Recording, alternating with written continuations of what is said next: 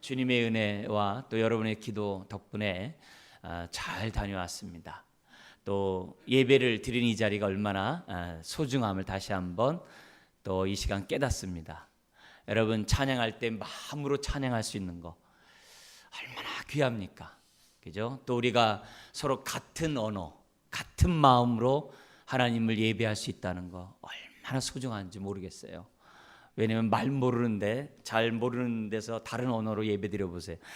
아무 감동이 없어요. 더구나 찬양을 할 때 여러분, 그 말만이 아니라 그 마음이 서로 주고받잖아요. 그죠? 믿음으로 찬양할 때 또 우리가 믿음으로 이 화합할 수 있는 이 교감이 참 우리 가운데 있다는 것이 또 새삼스럽게 또 깨닫게 됩니다. 또 성가대 이렇게 찬양할 때 또 그냥 그 한국말만 들리는 게 아니잖아요. 믿음으로 찬양하고 또 전심으로 찬양하는 그 마음이 서로 이렇게 주고받지 않습니까? 얼마나 소중하고 귀하고 감사한지 몰라요. 더구나 또 목사인 제가 또 4주 만에 이렇게 설교하니까 얼마나 또 이 귀한 자리인지 모릅니다. 그래서 너무 감사하고, 또 제가 이 지난 시간 동안 느꼈던 그러한 고백은 한마디로 얘기한다면, 하나님 우리를 긍휼히 여겨 주소서. 사실 이것밖에 없다는 것을 이렇게 다시금 새삼스럽게 깨닫게 됩니다. 그래서 지난 한 달 동안 하나님의 인도와 돌보심에 감사하는 한 달이었고요. 또 동시에 하나님 참 이 종교개혁지 또 종교개혁자들을 이렇게 생각하면서 하나님, 나도 쓰임받고 싶습니다. 우리 교회 성도들도 하나님 사용해 주옵소서. 그런 기도를 또 이렇게 한 달 동안 하다가 이 자리에 섰습니다. 그래서 그 기간 동안에 느꼈던 어떤 생각들, 또 그들의 정신과 믿음, 기회가 있는 대로 여러분들과 함께 나눴으면 좋겠습니다. 그 가운데 오늘 잠시 느꼈던 그런 소감을 오늘 말씀을 통해 여러분들에게 전달하려고 합니다. 유럽에 있는 여러 이제 성당, 또 여러 교회들을 이렇게 돌보면서 느꼈던 여러 가지 첫 인상은, 유럽의 성당들은 참 복잡하다, 화려하다, 또 정신없다, 이런 것들을 이렇게 느끼게 됩니다. 왜냐하면 얼마나 많은 성상들이 많은지 몰라요. 성인들이며 또 왕들의 그러한 또 위대한 사람들의 모습을 이렇게 형상으로 빚어놨어요.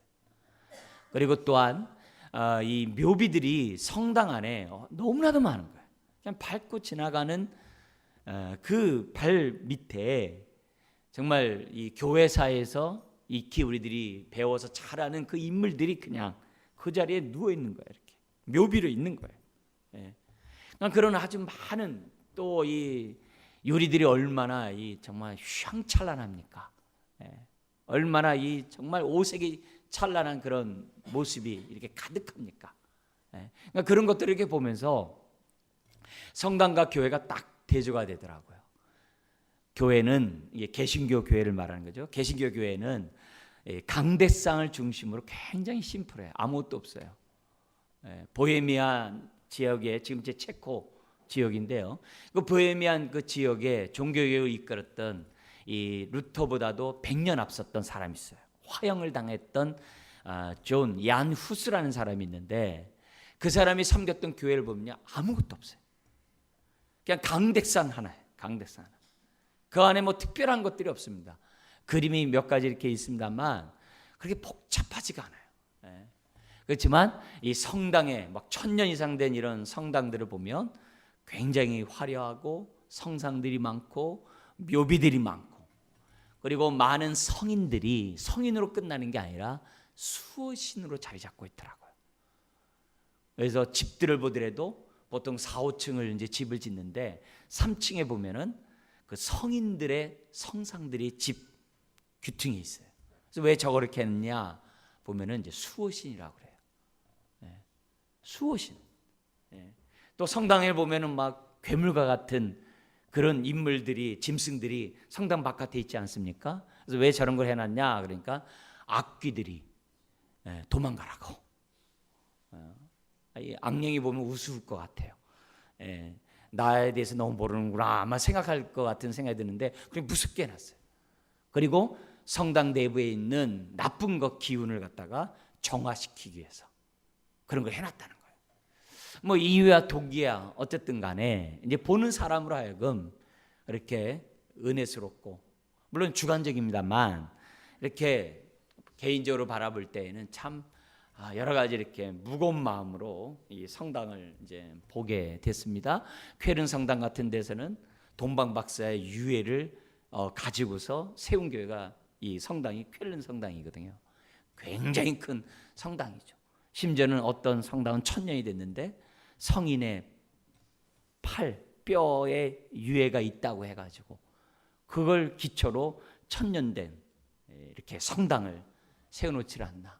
또 어느 성당에 보면 예수님의 보혈의 그 흔적이 있는 그런 것으로 있다고 해가지고서 그걸 가지고서 또 이렇게 많은 사람들을 이렇게 보게끔 이렇게 꾸며놨어요. 그러니까 그런 거 보면 많은 이제 감동이 있고 감화가 있고 그런 거 있겠죠. 그러나 이제 목사인 입장에서 이렇게 바라봤을 때는 참 이렇게 마음이 편치가 않더라고요. 그래서 유럽의 교회를 보면서 이게 성당이고 교회구나 딱 구분되는 걸 봐요. 근데 주로 독일에 있었는데요. 독일을 보면은 독일의 개신교는 루터교입니다. 근데 루터교와 이 성당이 그렇게 확연하게 이렇게 차이가 나질 않아요. 네. 많은 부분에서 보면은 루터와 이 독일에 있는 성당과 루터에 있는 개신교는 거의 비슷한 것 같아요. 아닌가 다를까 참 마음에 참 이 참담함을 느끼는 그런 사건이 얼마 전에 벌어졌죠. 10월 31일이 루터가 종교개혁한 지 499주년이 되는 날이 10월 30일이에요. 며칠 전이죠. 그때 유럽에서는 큰 사건이 있어요. 우리나라에서는 이 게이트 사건이 막 정신없었습니다만 유럽에서는 굉장히 큰 사건이 있었어요. 그게 뭐냐면은 캐톨릭 교황과 루터교의 수장이 TV가 보이는, 왜냐면 메인 뉴스로 떴으기 때문에 어떤 행사를 했냐면 화합의 사인을 해요. 더 이상 캐톨릭과 루터교가 싸울 일이 없다는 거예요. 그래서 화합의 사인을 하는 장면이 이렇게 매스컴에 이렇게 나오는 것을 봤어요.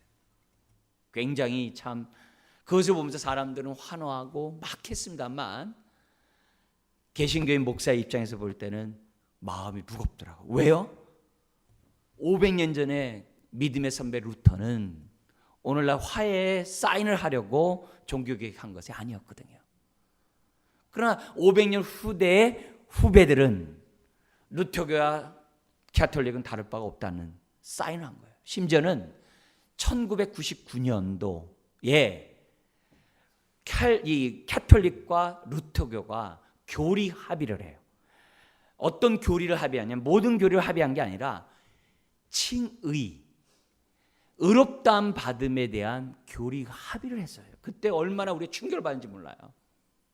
교리 합의를 했어요. 어떻게 합의를 했냐면 천주교도 양보하고 루터교도 양보를 했어요. 지금 루터교가 왜 힘이 있냐면 독일의 종교가 루터교거든요. 유럽에서 독일이 굉장히 힘이 막강하거든요. 그래서 캐톨릭이 독일을 무시 못해요. 특히 루터교를 무시 못해요. 무시 못합니다. 근데 이 캐톨릭과 이 캐톨릭이 독일의 지지를 받지 않으면 유럽에서의 그러한 힘이 약할 수밖에 없어요. 여러 가지 정치적인 상황이 복잡하다고 그래요. 그런 가운데 몇 년 동안 캐톨릭의 수장과 이 교리 담당자, 이 주교와 루터교의 그러한 이 신학자의 많은 토론 가운데 합의를 봤어요. 1999년도에. 불과 몇 년 안 됩니다. 뭐라고 얘기냐면은 어떤 교리 그때 내용이 뭐냐면 이거예요. 기독교의 구원은 인간의 노력이 아닌 신의 사랑에 의해서만 정당화될 수 있다. 이렇게 합의를 했어요. 그래서 캐톨릭의 구원관이 뭡니까? 믿음 플러스 선행이잖아요. 그죠? 오늘 우리 한국교회 캐톨릭 그렇게 하고 있어요. 네. 반면에 개신교는 뭡니까? 오직 믿음. 으로만이 구원받을 수 있다는 것이 개신교죠. 그게 루터가 얘기한 거죠. 근데 종교 화합의 미명하에 지금 뭐냐면 WCC라는 말을 교회 안에 있는 분들 많이 들어요. 그게 뭐냐면 교회 연합 운동이에요. 교회 연합 운동이에요. 그래서 교회가 더 이상 싸우지 말자. 종교 때문에 어떤 저에서 싸우지 말자. 이런 미명하에 모든 종교가, 이 기독교가 화합을 이루는 것이 WCC예요. 그 운동이 유럽에 지금 굉장히 퍼져 있거든요. 그래서 우리나라에서도 같은 장로교 속에서도 통합 측은, 우리는 합동인데요, 통합 측은 WCC에 가입되어 있어요. 그러니까 교회 연합 운동을 해요. 그러니까 그런 연합 운동을 하다 보니까, 캐톨릭 주도하에 합니다. 하다 보니까 어떻게 돼요? 자기네들이 양보를 해가지고 루터교와 하나가 됐어요. 그래서 믿음으로 의롭다함 받는다라고 캐톨릭과 루터교가 합치를 했어요. 여기에 대해서 영국에서 시작되었던 감리교가 있습니다. 영국에서 시작된 감리교 아니에요? 감리교도도 2007년도에 이 합의에, 의롭다함을 받는 이 칭의 교리에 일치를 봤어요. 그래서 우리나라 금남교회에서 사인을 했어요. 사인을 했어요. 그러다 보니까는 지금 뭐만 남았어요? 우리 이제 장로교, 또 저 미 대륙에 있는 침례교. 침례교는 장로교의 10배가 됩니다. 미국에서는. 거기 이제 남아있는 거겠죠. 그러니까 유럽 안에 있는 핵심적인 개신교, 루터교와 감리교는 유럽에 있는 천주교가 지금 사인을 했어요. 사인을 했어요. 그러니까 500주년을 맞이하고 있는 현실을 보면서 그 사인하는 모습을 보면서 느끼는 거예요. 500년 전에 루터와 칼빈, 쯔빙글리, 얀 후스 이런 사람들이, 후배들이 사인한 것을 보면서 뭐라고 생각하실까? 그런 생각을 목사인 제 자신이 하게 됐어요. 그래서 종교 간의 이 싸움을 없애자는 의미에서 화합하는 건 좋죠. 왜냐하면 유럽에서 이 목회했던 이 목사님 얘기를 들어보면 윗동네하고 아랫동네가 지금도 교제하지 않는 동네가 유럽에 많대요. 독일 내에.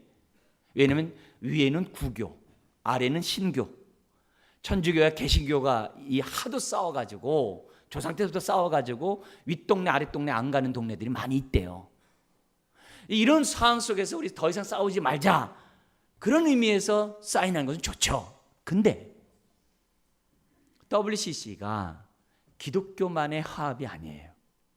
모든 종교에 구원이 있다라고 하는 운동이 WCC거든요.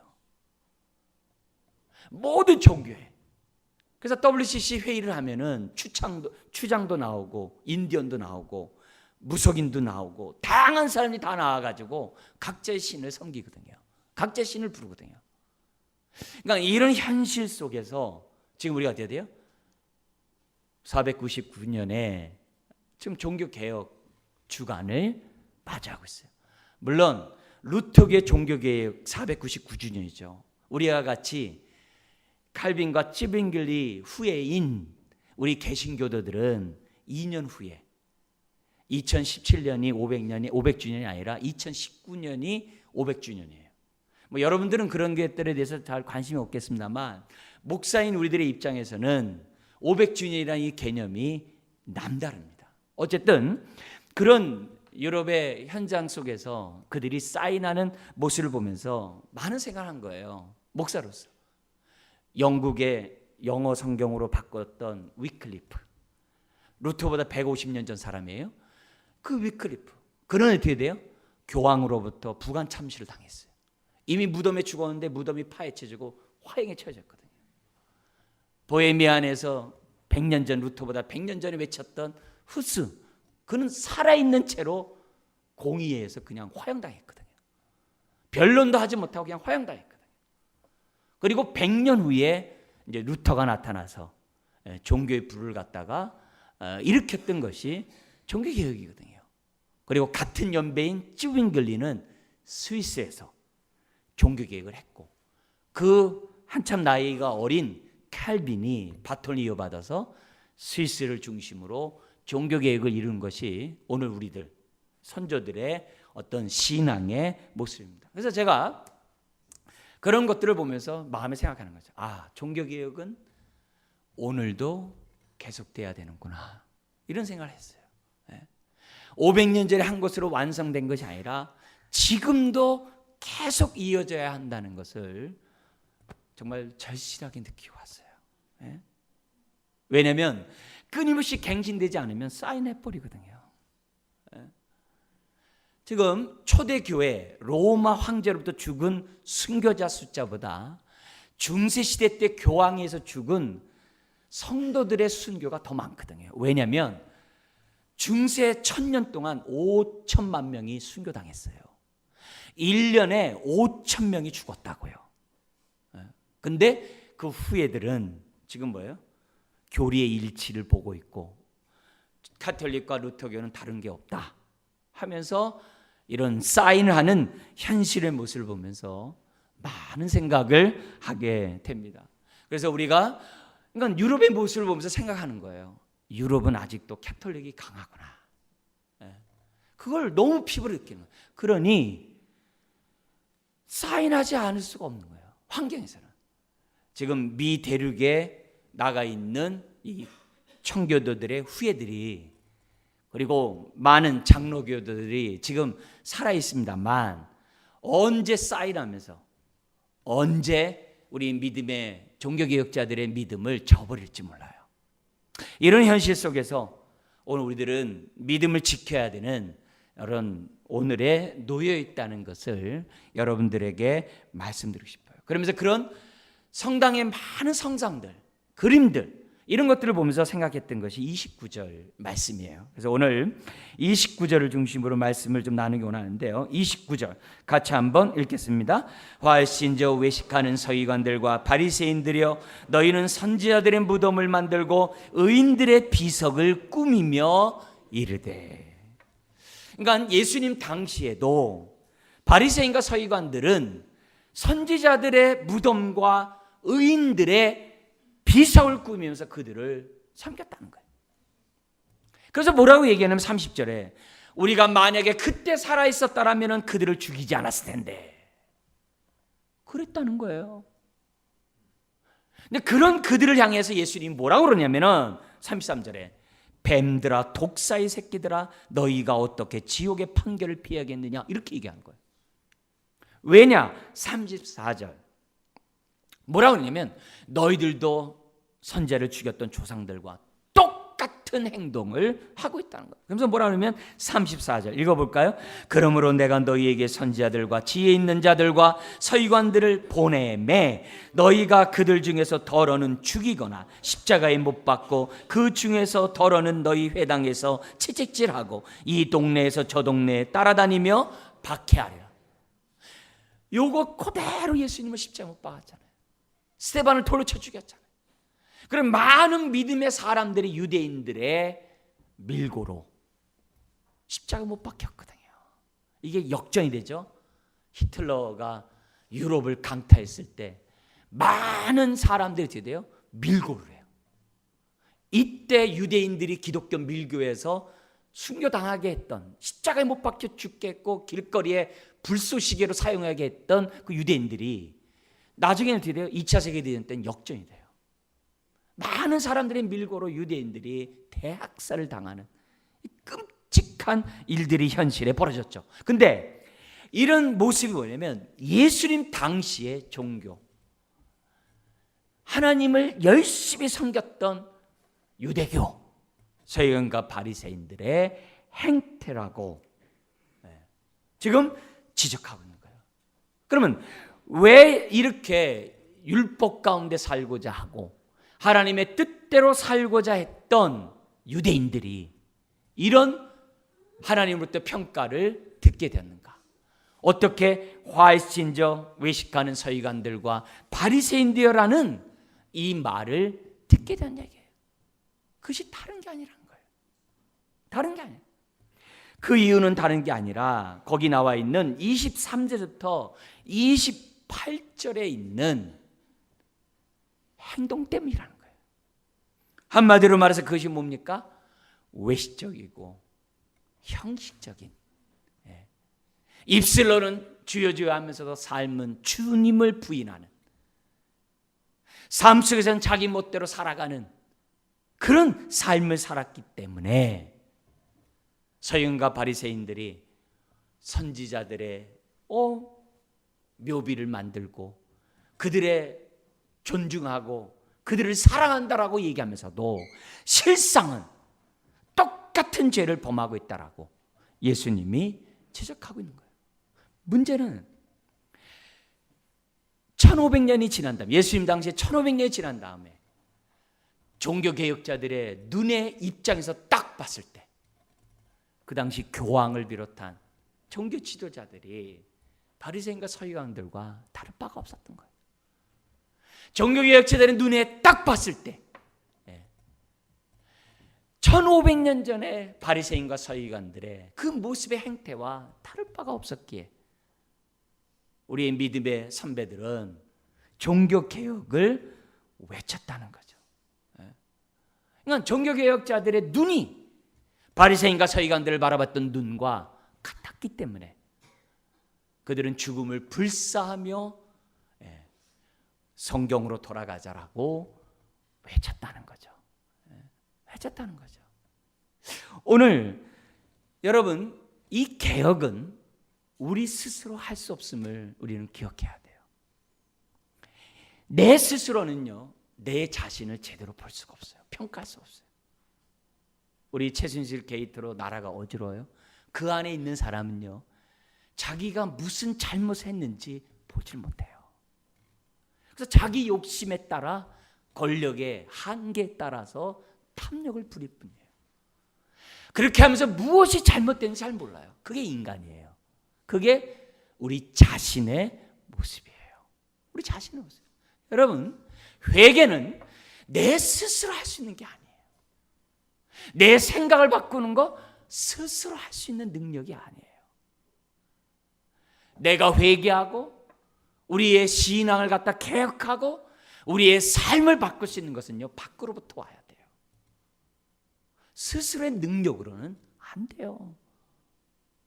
그래서 호세아 선지자가 이런 표현을 했잖아요. 무슨 표현을 했냐면 너희들은 뒤집지 않은 전병이라. 떡을 갖다가 빈재떡을 뒤집지 않으면 어떻게 돼요? 밑은 타고 위는 설 있죠. 하나님이 이스라엘의 외식하고 형식적이고 입술로는 주여주여하면서 마음이 먼 그들을 향해 뭐라고 했냐? 뒤집지 않은 전병이라 그래요.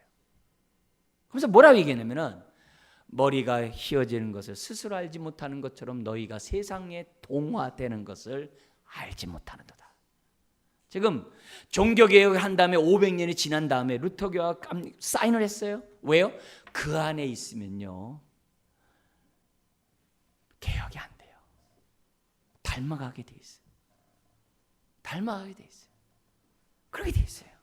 그러니까 그런 모습에서는 개혁이 이루어질 수 없는 거죠. 그러면 개혁이 이루어지려면 어떻게 되는 거예요? 어떻게 종교개혁자든 그 상황에 생명을 정말 내어놓고 개혁을 할 수 있냐? 다른 게 아니에요. 그들의 손에 뭐가 잡혀졌기 때문에 그래요? 성경. 성경이 들려졌기 때문에 그들이 어떻게 돼요? 자기를 본 거예요. 그래서 루터가 성경을 통해서 의인은 없나니 하나도 없다는 것을 본 거예요. 성경을 통하여 자신의 죄악을 본 거예요. 여러분, 스스로는 자신의 죄를 보지 못해요. 성경을 통해서만이. 성경이 뭡니까? 하나님의 눈이죠. 하나님의 눈이죠. 그걸 통해서만 자기 내면을 보고 자기의 죄악을 보게 되고, 그래야 자기가 회개하게 되고 개혁이 이루어지는 거죠. 성경이 들려진 거죠. 그래서 종교개혁자들은 어떻게 돼요? 성경으로 돌아가자고 했던 거고, 성경을 그들의 손에, 성도들의 손에 넘겨줬던 거예요. 그래서 어떻게 돼요? 성경을 번역한 거예요. 라틴어로 쓰여진 그 성경을 갖다가 모국어로, 영어로, 독일어로 성경을 번역하는 거죠. 성경을 번역해서 사람들의 손에 성경이 들려지니까 사람들이 드디어 자신의 죄악을 보고 자신의 현실을 보고 하나님 앞에 어떻게 돼요?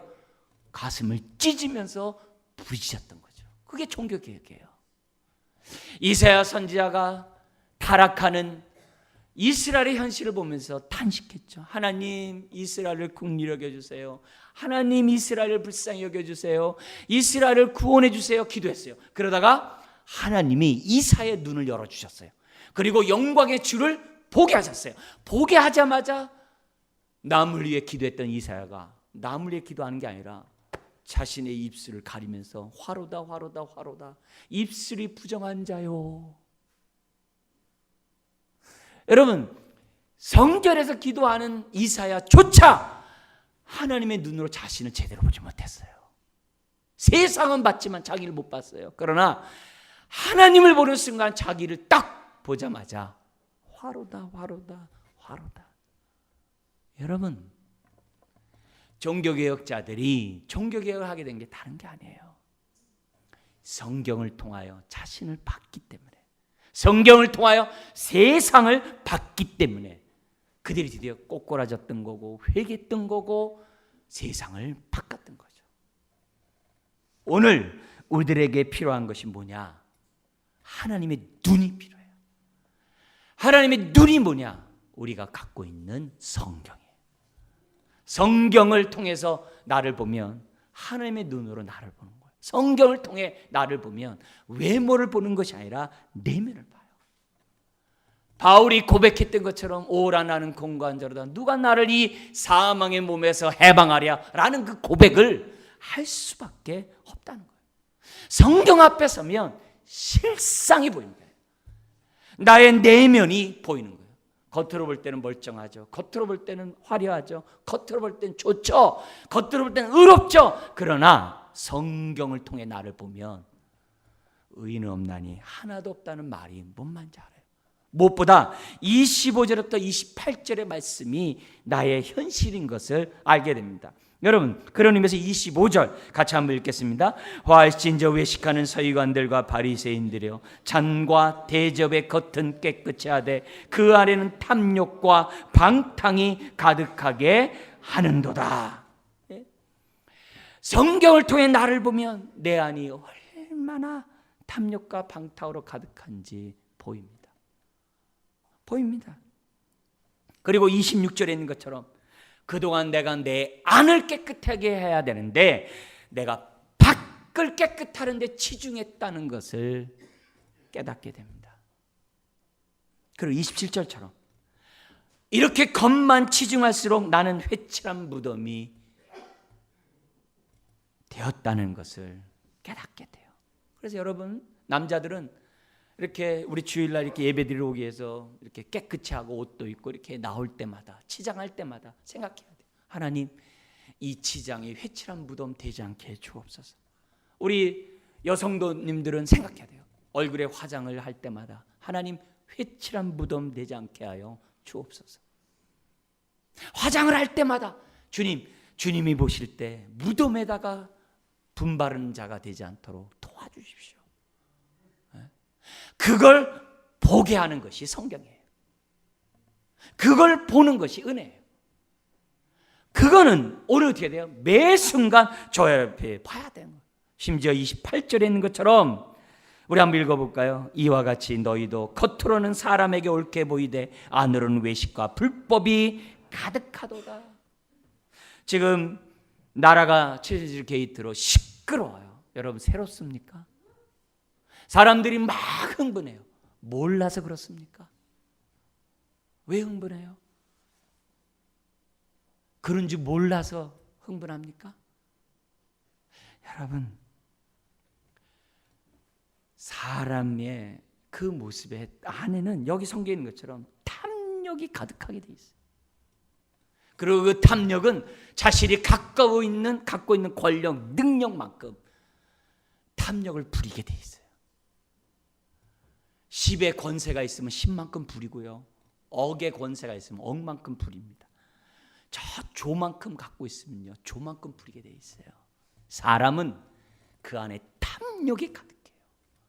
네? 여러분, 권력을 잡은 만큼 강합니다. 우리가 권력이 없기 때문에 그만큼밖에 안 된 거예요. 그만큼밖에 없다고 해서 내가 탐욕이 없는 게 아니에요. 우리도 큰 권력을 가지면요, 그만큼 부립니다. 그게 뭐예요? 나의 실상이에요. 나의 실상. 나의 실상이에요. 여러분, 체인지 게이트로 그렇게 저하지 마세요. 그게 인간이에요. 그것도 지금 드러난 것은 빙산의 일각입니다. 하나님의 눈으로 아는 그들의 안을 보면요, 더 깨무러칩니다. 깨무러칩니다. 여러분, 그 게이트만이 아니라 우리 자신은 어떻습니까? 성경에 이런 말씀이 있습니다. 망대가 무너짐으로 사람이 깔려 죽었어요. 그걸 놓고서 그들이 무슨 죄를 졌길래 저렇게 망대가 무너져서 깔려 죽었을까? 삼풍백화점이 무너졌을 때 저들은 무슨 죄가 많이 졌게 저럴까? 그러지 말라고 그랬어요. 주님이 그러지 말라고 그랬어요. 남의 화를 당하는 거 보고 왜 무슨 죄를 졌게 그렇게 생각하지 말라고 그랬어요. 오히려 뭐라 그래요? 회개할 기회로 삼으라 했어요.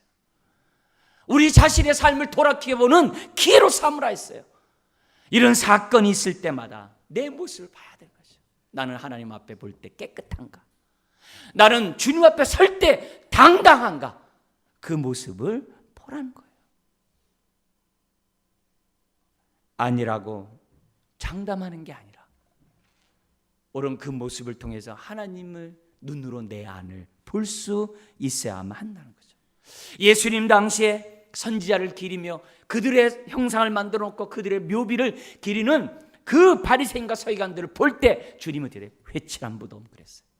종교개혁자들이 그 당시 교황과 그들의 만행을 볼 때 회칠한 무덤이라 했어요. 오늘 우리 교회를 볼 때, 우리를 볼 때 하나님의 눈이 어떤 얘기예요? 초대에 말씀드렸던 것처럼 긍휼을 구할 뿐이에요. 하나님, 우리를 긍휼히 여겨 주시옵소서. 긍휼히 여겨 주십시오. 오늘날 정말 이 현실을 바라볼 때 종교개혁자들이 칼빈과 같은 쭈빙글리 이런 종교개혁자들이 어떻게 생각할까? 목사의 물론 주관적인 생각이 있습니다만 슬퍼할 것 같아요. 내가 이러자고 종교개혁을 했는가? 내가 이러자고 내가 순교했는가? 쭈빙글리 같은 사람은 정말 수장을 당하거든요. 수장을 당하거든요. 얼마나 많은 사람들이 신앙을 지키기 위해서 죽은지 몰라요. 도망다니는지 몰라요. 영국의 종교개혁을 이뤘던 낙스 같은 사람은 이 프랑스 이 캐톨릭에 의해서 온갖 고초를 당하다가 노예에서 19개월 동안 노졌다가 겨우 살아나요. 오만 것에 도피하고 막 이렇게 유랑하다가 가는 곳마다 정말 이 난민들을 놓고 복음을 전하고, 독일의 프랑크푸르트에서도 정말 그 영국인들을 위해서 스코틀랜드임에도 불구하고 영국인들을 목회하고 칼빈과 함께 정말 유럽을 변화시키려고 애썼던 이런 낙스, 이런 사람들, 존 낙스 같은 사람, 그런 걸 생각해 볼 때 굉장히 슬퍼하실 것 같아요. 주님이 오늘 우리 자신을 볼 때 기뻐할까? 우리 자신을 볼 때 어떻게 생각할까? 생각하는 거죠. 오늘날 개신교 교회에는 우리 교회도 성상이 없죠. 성화가 없죠. 깨끗하죠. 그렇다고 속도 깨끗하다고 생각하면 안 돼요. 오히려 우리 안에 성상이 우상들이 득실거릴 수 있다는 것이 성경이 우리에게 주는 메시지예요. 눈에 보이는 곳에 우상이 없다고 해서, 성상이 없다고 해서 없는 게 아니에요. 우리 안에 탐욕의 성상이 얼마나 가득한지 몰라요. 오늘 우리가 분명한 것은 살 길은 다른 거 없어요. 하나님 우리의 손에 들려준 이 성경을 통해 나를 비추는 수밖에 없어요. 그리고 오늘 이 말씀에 따라 나는 사는지 돌이켜봐야 돼요. 특별히 23절, 24절과 같은 삶을 살고 있는지 내 모습을 분별해야 돼요. 23절, 24절 같이 읽어볼까요?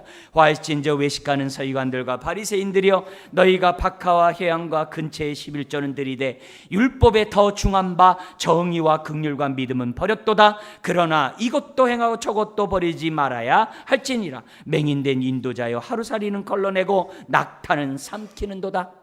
이 말이 무슨 말이냐면, 겉으로는요 아주 율법적으로 아주 철저하게 지켜요.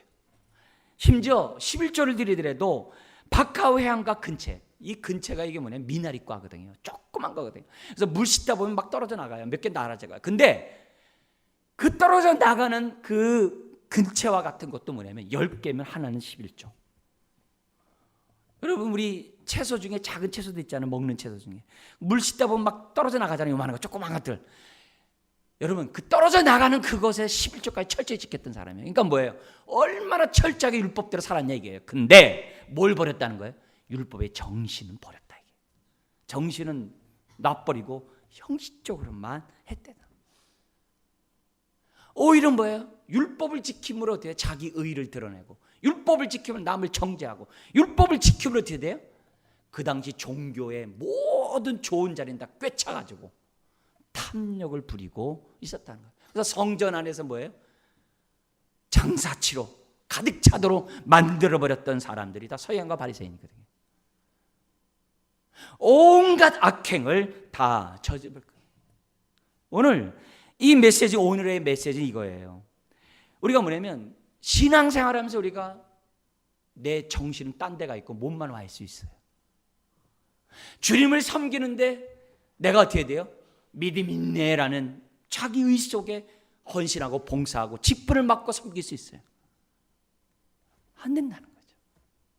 오늘 내가 성경에 따라서 내 모습을 비춰보는데 특별히 정의와 긍휼과 거기 23절처럼 믿음의 삶을 살고 있는지 내 모습을 보라 이게.